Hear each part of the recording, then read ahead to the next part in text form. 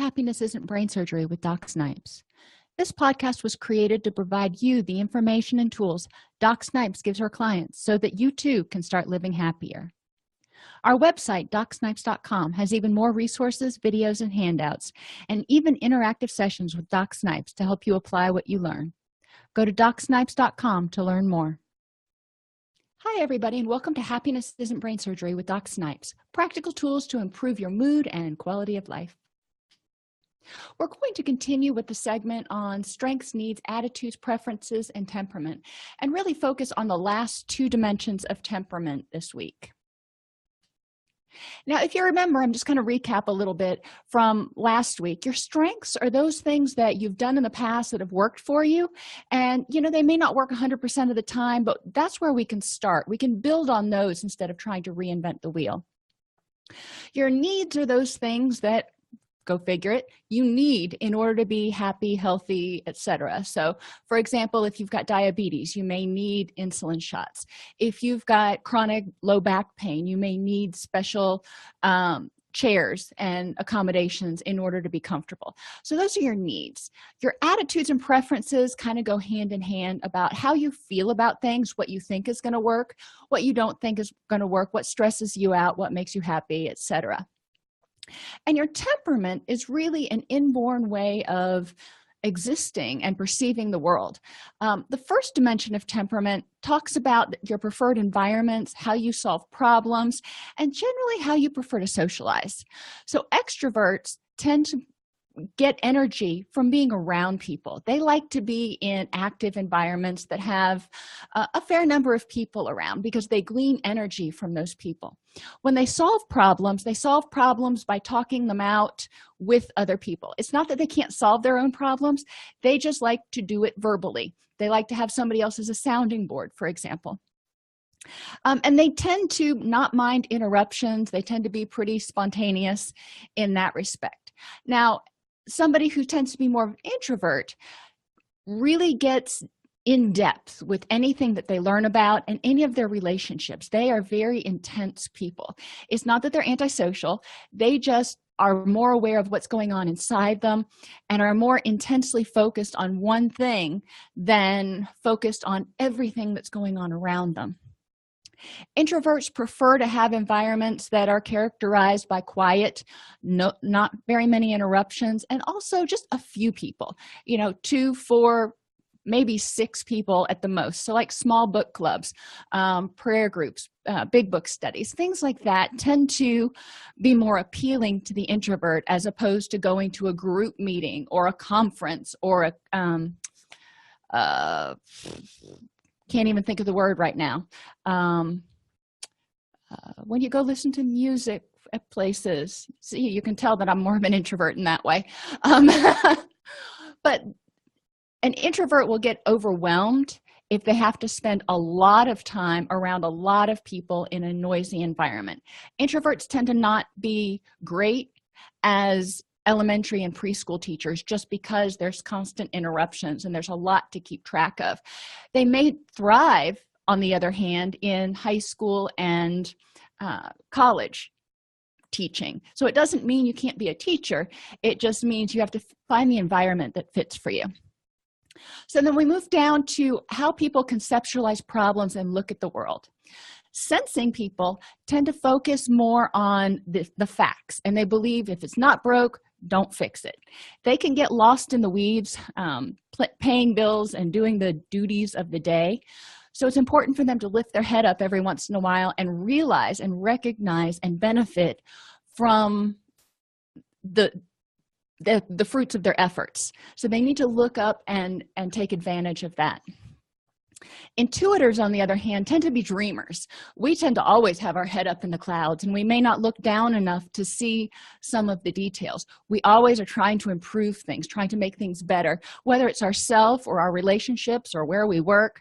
We always see possibilities for ways to change or improve or enhance something. So we can get too caught up in trying to change something that's working just fine, thank you very much, and not have time to appreciate what's going really well. So remember, with temperament, each side balances out the other side. It's kind of a yin and a yang. You don't want to think that one's worse than the other. you can do really well in relationships if one person is on one end of the continuum, the other person's on the other end, because you can balance each other out. If you're aware of your own tendencies and the other person's tendencies, and you can communicate effectively in order to make it work like a teeter-totter, or a yin and a yang, instead of trying to butt heads and say it has to be my way. Now, thinking and feeling is where we're going to start today. And thinking and feeling really talks about how you assign meaning to problems and to situations in order to make decisions. In DBT, we talk about the wise mind, which is a combination of the rational mind, the thinker, all the facts and the details, and the emotional mind, what makes you feel happy and what seems to make everyone else happy and feel good together. The rational mind takes both of those sides, basically taking the thinker and the feeler and smushing them together and saying, okay, let's find the thing that makes the most sense logically, that also makes everybody as happy as possible. And we can arrive at a conclusion. Thinkers tend to like words such as principles, justice, standards, analysis. Thinkers and feelers both feel things very intensely. They believe in things very intensely, but their rationale for why they do and why it's so important to them is often different. Not better or worse, just different. Thinking people respond to other people's thoughts more easily, whereas feelers may tend to respond to their emotions, going, oh, you must have been really angry. The thinker will focus on the details of the situation. They want to apply objective principles and can assess logical consequences. If I do A, then B is going to happen. Perfect example, when I was pregnant with my son, we had just gotten married, like 11 months before, and we were not, we were fresh out of college. We were not wealthy. We were not, rolling in dough. We had just bought our first house, and I found this dog. Yeah, you see where this is going, because you know me and animals. And she was a great dog, but it seemed like she belonged to somebody, so I called the animal control to come get her so her owners could find her. Long story short, 3 days later, nobody had claimed her. Now, I was trying to be rational, and I tend to be more on the feeling side, and I'm like, we can't really afford a dog right now. We can't afford any more animals. We've got a baby who's going to be here in 2 months, so probably not the best logical decision. But my husband knew it was tearing me up on the inside. And he's like, no, we're going to go get the dog, because 15 years from now, I'm still going to be hearing how that dog died because you called the animal shelter on it and you couldn't rescue it. So logically, we kind of flipped on that, and he recognized that I assign meaning by what makes everybody feel the best and what seems to be the most compassionate thing to do. And I was trying to take his perspective of logic, but we met in the middle, and he's like, it's going to really upset you. We'll figure out how to afford it. Thank God she was a very healthy dog up until the end, so it was a decent fit, and she was a great dog. But recognizing that you assign meaning and you make your decisions based maybe on different priorities is important in a relationship, and it's important in recovery too, because you can make some very logical decisions in recovery about what needs to be done. But if it doesn't make you happy, if you are a feeling person and you're trying to be too logical, you are not going to feel fulfilled. You are not going to feel happy. On the other hand, if you're a feeling person and you tend to be too compassionate, you want to reach out and help everybody who needs to find recovery, and you only have 2 or 3 months under your belt yourself, you may be putting yourself in a dangerous situation. And a thinker might come back and say, I can hear you really want to help that person. However, is this the smartest thing to do for you based on where you are in recovery? So I've digressed a little bit from going down the thinker. The thinker, I always think of thinkers typically as lawyers. They're very fact-oriented. Cops fall in this category as well. Not that they don't care, not that they don't have compassion, but they tend to make their decisions logically. Feelers tend to be your therapists, and people who use a lot of feeling words, go figure. They value sentiment above objectivity. believe it's more important to be caring and merciful than necessarily right. So there may be two different decisions, and one may be more merciful and one may be more right. And the feeling person is probably going to prefer the one that's more merciful. We assess reality through a good or a bad lens, not a right or a wrong, but a good or a bad. What's going to make people happiest? What's going to be best for the world as a whole? We may tend to see people who are thinkers as insensitive. So it's important that in a relationship, feelers, and you can really typically hone in on them based on the things that are important to them. We tend to be the bunny huggers of the world, and we tend to want to make sure everybody's happy. And we tend to use a lot of feeling words: angry, mad, sad, glad, exasperated, whatever. Those are clues that we tend to be feeling people. Thinking people will talk about regulations and rules and probabilities and those sorts of things.